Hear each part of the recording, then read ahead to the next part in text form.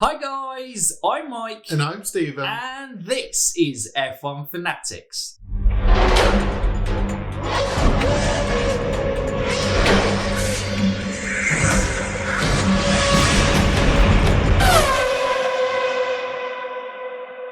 Welcome back to the F1 podcast, the only F1 podcast that you need in your life. Although other podcasts are available if you choose to do that, we do not commit you to a live contract in watching our podcast, but with the F1 podcast. So, you know, the name says it all. Nice. Nice. It's a good intro, I think. Every time it's a little bit different. It's a little bit different. This time we're in a live contract. Variety, you see? Variety is the spice of life. And there's a variety of every time we can spice up why we are the F1 podcast. Nice. But yeah, we're doing that thing. Yep. So, F1 podcast today, we are going to be previewing or just chatting about upcoming race at the weekend, returning to the Turkish Grand Prix for the first time since 2011, where Sebastian Vettel, number one. Wait.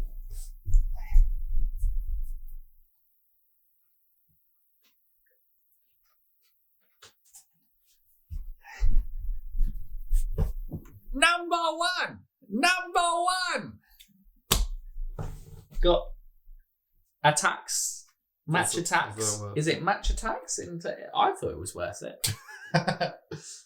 Just to show off your shiny Sebastian. Shiny gold, because he is a gold race winner.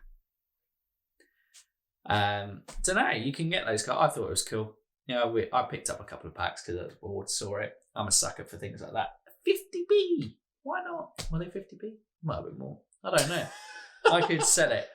They are the price, whatever you pay for them. Well, I don't know, so I don't want to misinform people of the price. Anyway, Sebastian Vettel won the Turkish Grand Prix back in 2011. Sebastian Vettel. Put it away. Gold shiny. Yes. Right, we're talking about that. I don't want to talk about the ones I got. Okay, we've got a John T's question coming in as well. As always, the big J-man himself, John T, coming up with a good question for discussion. Yep. And then we will talk about some other stuff in F1, news / rumour related. Nice, that was a word. Yes. Absolutely. Let's kick on with the preview. The preview. The So we are back at the Turkish Grand Prix. It was going to have 100,000 fans, and now it will have none. None. Bit of a change there. Bit of a change. Big difference. 100,000 to 0. Bam. They show both ends of the scale. And the tickets were only like £6. Yeah. Almost was tempted to do it, but then was like, no, this won't happen. So you were tempted? Yeah, to buy tickets to the Turkish Grand Prix. To go with 100,000 people? Yeah, why wouldn't you be tempted? In Istanbul? Yeah. Brings the world together. The world unites for F1. It'd be like during a global pandemic. It'll be like the good old days, Stephen. I was tempted. Look, I said I was tempted, but I didn't go through with it, did I? Luckily. Well, I then had to think of flights, and I thought that would be expensive, and then hotels. You see, they'll get you on the cheap, circuit tickets, but then you don't know the price going up there. I don't know. I decided against going to it. Good. Excellent. And so should you. Because there are 0 people going.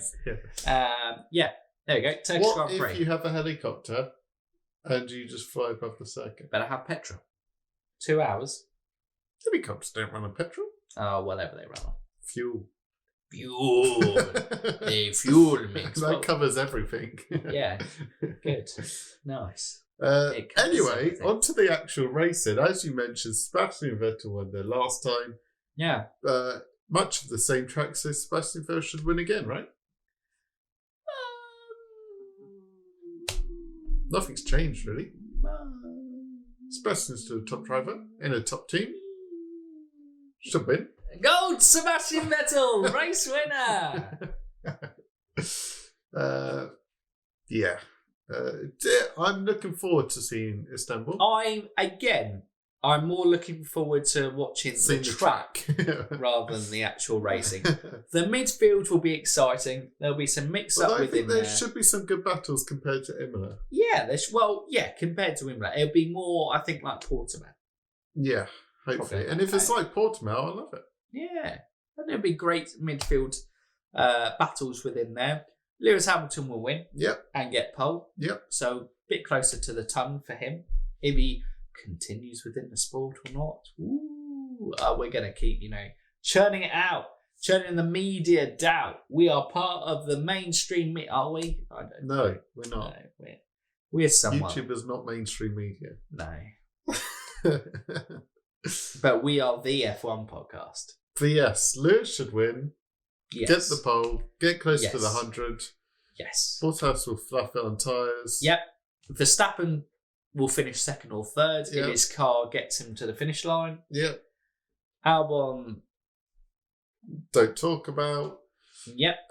Charles Leclerc will perform well. Pierre Gasly will perform well. Daniel Ricciardo will perform well. And Sergio Perez will perform well. Will AlphaTauris be quick again? Because they were incredibly quick in Imola. Maybe that was just the track. With their team leader, Pierre Gasly. Yep.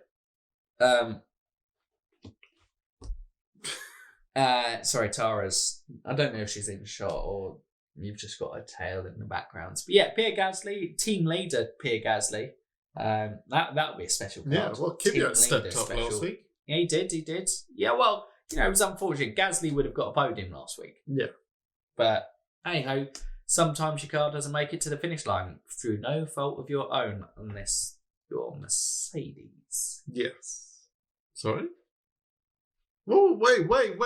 What? What are you implying? That they have the best reliability on the grid. Okay. What did you think I was implying? They were tactically sabotaging cars. Oh, no. Their car's too good to do that. Why would they bother? They go, why would they risk sabotaging other people's cars when their car? Their own car. Sabotaging their own cars. What? That's what I heard, basically. Oh. You said it. Did I? Yeah. I didn't even realise I said it. Wow. That's gone on there. Yeah, it's an interesting one, actually. Early Grand Prix. Yes, 10 o'clock, isn't it? Well, it's 11 o'clock going to be the race, isn't it? 11 o'clock, isn't it? I think 10 o'clock qualified, maybe. 10 o'clock, isn't it? Or maybe 12 o'clock qualified. 12 o'clock. But the practice is going to start early, like 8 o'clock. Oy. UK time this is, so obviously if you watch this in a different country and you're like going, no, it's not. They'll be an hour later. UK time. Or an hour less, or 5 hours less, or more, and so on and so forth. There we go. There you go. Who's an hour less than us? I feel like we're stretching this talking about preview because we're not really sure. We don't know what's going to happen. Let's talk about the excitement. Yeah, that's always happens in preview. The excitement of who's going to get third place in the constructors. McLaren, Renault, Racing Point. Who will come out on top out of those? That's the excitement. It's like PSG in the French league. This is actually top of the table. Yeah. / Red Bull, for some reason, are above there as well. This is top of the table. Yeah, 1 point. 1 point. This is the championship that we've been waiting for. Unbelievable. I can't see McLaren getting in that third fight. The only way McLaren get third is if Renault and Race Point have terrible reliability because McLaren have the worst car out of the three. So I'm going to rule them out and it's going to be a fight between Racing Point and Renault. For Renault. If Renault's reliability with Esteban Ocon and Ocon just starts consistently getting points, Renault should walk it. Should. Although Racing Point, theory, you can't write them off. With Checo on form, and Stroll's got to find some form again.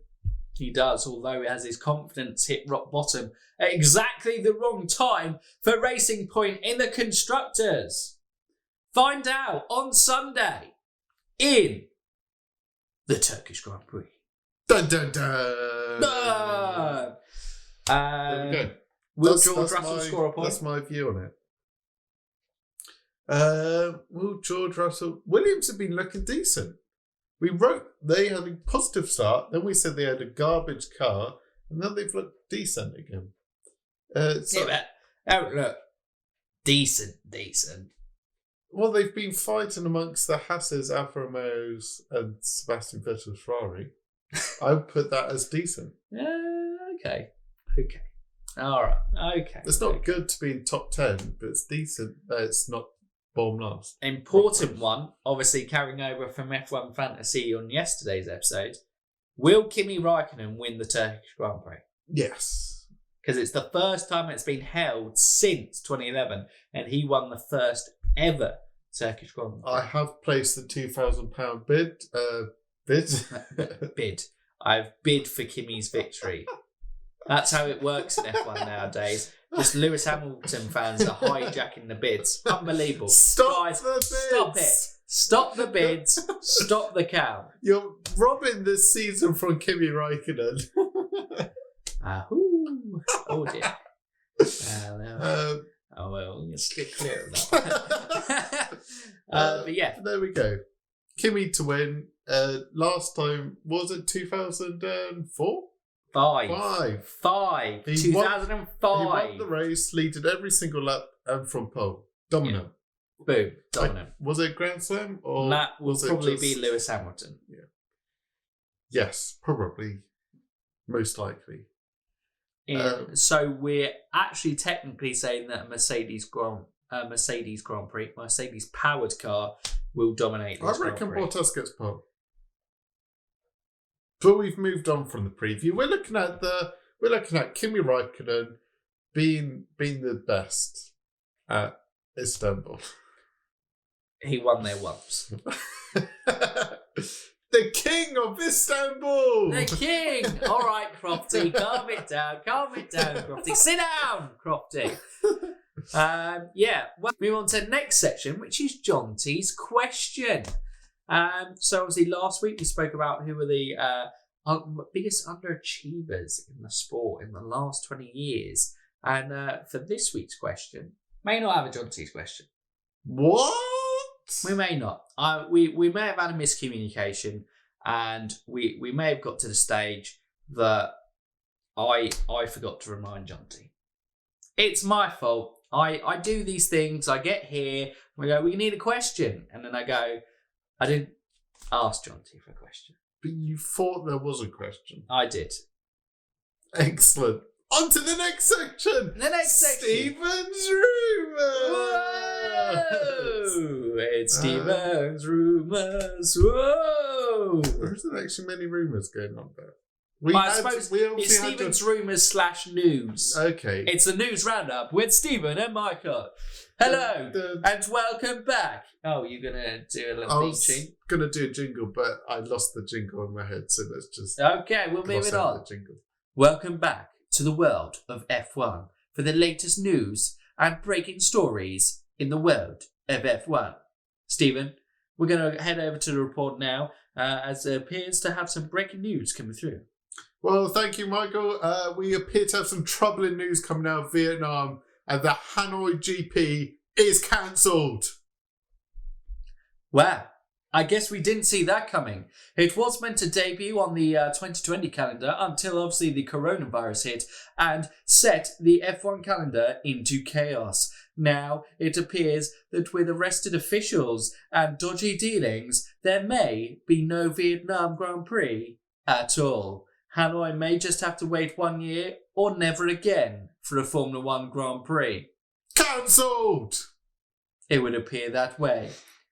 And now it seems we head back over to Stephen for some more news and roundup from the world of F1. Well, some more troubling news coming out of the world of news of F1.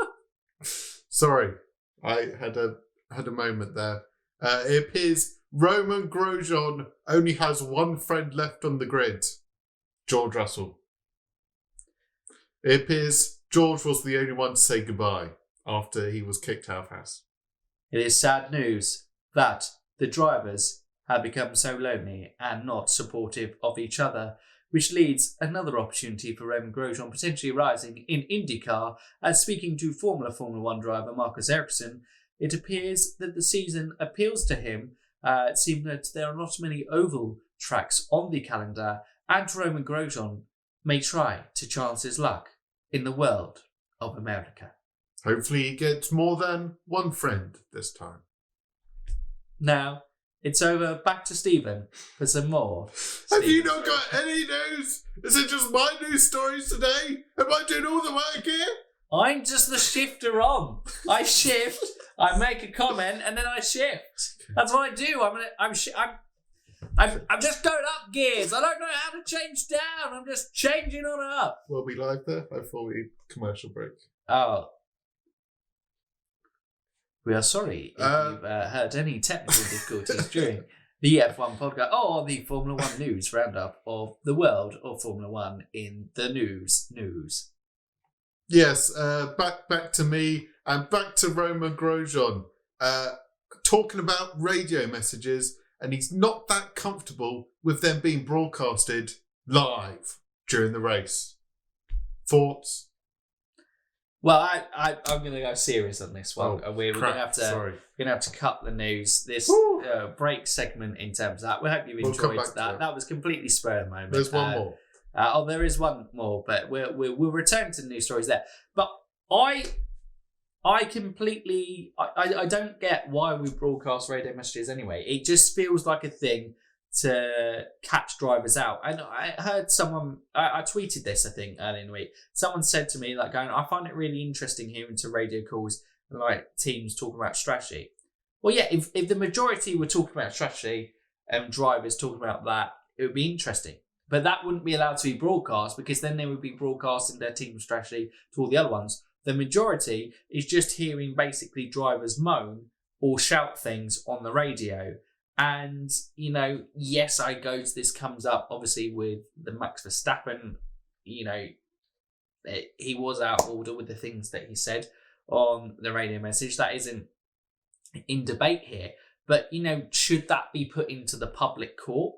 You know, obviously the Fernando Alonso GP2 comments in terms of it, and, you know, Lewis, the constant Bono, my tyres are dead, or these tyres are gone type thing. The same things repeating over again. I remember talking to John T and talking about that, you know, he was fed up of hearing Crofty interrupt Ted talking about some genuinely interesting thing, to hear a radio message telling us nothing. Yeah. Like 90 to 95% of the radio messages are just drivers moaning, and it doesn't really add anything to it. I don't think anyone's just going, God, you know what this race needs? A radio message. You want to see on-track action. Well, going back to the strategy point, the closest thing we get to strategy is Ferrari going plan A, plan B, plan C, plan D, plan E, etc., etc., etc. That's the closest thing we get to strategy. Any other drivers, it's just, like I said, moaning. Lewis, don't talk to me. I'm going to go and do these next laps. The only thing I would say is if it was radio messages, none during the race, but post-race, where they're celebrating. Yeah. Because I think that's a good connect. Unless the drivers don't want that either, but I think that's completely harmless. But that's different. That's when the race is over. Yeah. In terms of it. Well, even I suppose, even when the race is over, when Ocon's one was broadcast in terms of talking to the team, it was like, we don't do this. You know, they were trying to get that. I think radio messages should be saved for TV shows / documentaries about the sport of Formula 1, where it gets more in depth and it is adding to the story of kind of looking behind the scenes, the communications, and it goes from there, rather than just trying to be a cheap gimmick and almost headline searching that it appears to be right now. Yeah. Especially when it's the producers that select the messages that get broadcasted. Yeah. We don't hear all the messages. We just get to hear the ones they think is most entertaining. Yeah. So it's not. It is packaging F1 as an entertainment package, which it is, but it's just it doesn't add any value to me, and I'm completely with Roman Grosjean in terms of I just ban him. I don't think there's a place for him. Just ban him. Although Roman Grosjean doesn't have much of a say anymore, so he will be out the door. So expect radio messages to carry on for the foreseeable future with NM. Then I suppose within IndyCar, well, maybe it's the way that we view radio messages. Maybe we should just view radio messages as what they are, because I would say in IndyCar, they don't really react to it. It's like, oh, not happy there. Or some just occasionally get played, yeah. Yeah. He knows and is short, and there isn't any judgment on it, but I don't know whether that's just purely on the fact that the majority of the commentary team are racers. Yeah. So they're just like, it's just what you do. Yeah. They're not going to judge it harshly or whatnot because they know what it is to be a driver. Yeah, and in fairness, I do feel a lot of the time if a radio message, it is the people analysing who haven't been a driver over-analysing it. Yeah. So that's when it is the issue, certainly on that front, doing like ideal behaviours of what a driver should be. Hey, just go and put a camera in the majority of people's... Just go and put a camera in people's cars and watch road rage. And then come back to me and say that everyone's... And that's driving like 30 down your kind of normal high street or whatever in there. Come back to me with recordings of that and how people speak, on that. And then tell me that Formula One drivers are bang out of order in the stuff that they say in a really high pressured environment at high speeds where crashes, luckily, hopefully not too dangerous in terms of that. But, the proper or sabotaging races at the very least. Yeah. From there's that. So, yeah. It's like, either ban them or just take them for what they are. It's like if you could hear all football players, what they're saying during the matches. I'd be ridiculed. The language coming out of them. They would be absolutely ridiculed. Yeah. Absolutely. But yeah, that's it. We now go back to the studio and over to Stephen for some more F1 news from the world of news of F1. F1 go now. Thank you for that special broadcast, special news report there. Back to the F1 calendar. Obviously, we brought you that very troubling news that Hanoi is cancelled. But the provisional calendar has been confirmed. Yes, Saudi Arabia's on there. Boom! Brazil, Interlagos is there, but subject to contract. So it may not be there. They may destroy a rainforest by then. And there is a TBC on there. A mystery circuit. Which is suspected could be the Turkish Grand Prix. Where would you like it to be? If you had Comment one track below. There was one slot in the calendar that said TBC, what track would you want there? That'd be interesting. I would love to go back to Portimao, but I haven't seen... but Turkey. If you were going for the region, maybe Sepang. Oh. Bringing back Malaysia. Yeah. Or African GP. Dun, dun, dun, dun, dun, dun, dun. Yeah. There you go. Make it a proper world sport. There we go. Yeah. There we go. There's our thoughts. What would you want to see on the calendar? There's going to be one on there. It's going to be there's going to be 23 races. So yeah. There you go. That's it. That's done. That's back to you in the studio. Thank you. That's it. That's done. That's it. We're done. Done. It's over. Done. It's over. So done. Complete.